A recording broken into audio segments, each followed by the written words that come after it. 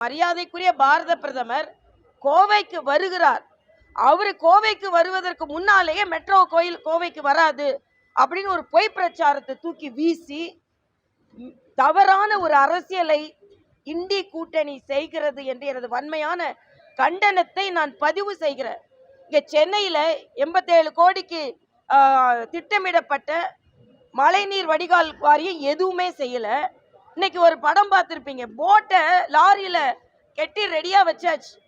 ஆக நீங்க ஒழுங்கா மழைநீர் வடிகால நடைமுறைப்படுத்தி இருந்தீங்கன்னா போட்டு எதுக்கு? மாநகராட்சி போட்டு வேற இப்போ விலைக்கு வாங்கி வச்சிருக்காங்க. ஆக நம்ம மாநிலத்துல பக்கத்து தெரு மக்களுக்கு என்னென்ன உதவி வேணுமோ அதெல்லாம் செய்யாம இன்னைக்கு மெட்ரோ நிறுவனம் மிக தெளிவாக சொல்லி இருக்கிறார்கள், திட்ட அறிக்கையில சில சந்தேகங்கள் இருக்கிறது என்று. ஆக மத்திய அரசு நல்லது செய்வதான் கேட்கிற. யூபி அரசாங்கத்தில் இருந்தீங்கல்ல, எவ்வளவு மெட்ரோ கொண்டு வந்தீங்க? எவ்வளவு இந்த விமான நிலையத்தை விரிவுபடுத்தினீங்க? ஒன்னும் செய்யல. 5 அமைச்சர்கள் இருந்து ஒண்ணுமே செய்யல.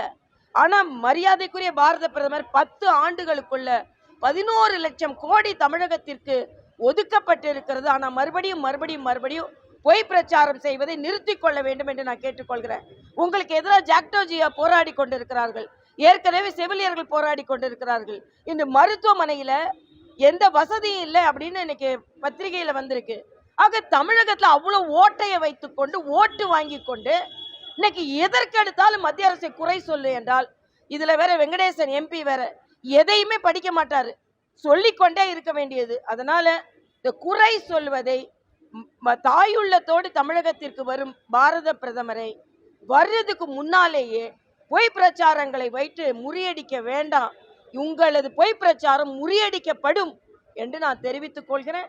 இன்னைக்கு இளைஞர்களும் பெண்களும் பாஜக கூட்டணி பக்கம் இருக்கிறார்கள். அதுதான் பீகாரில் நிலைநிறுத்தப்பட்டிருக்கிறது, வலியுறுத்தப்பட்டிருக்கிறது, நிரூபிக்கப்பட்டிருக்கிறது என்பதை நான் தெரிவித்துக் கொள்கிறேன்.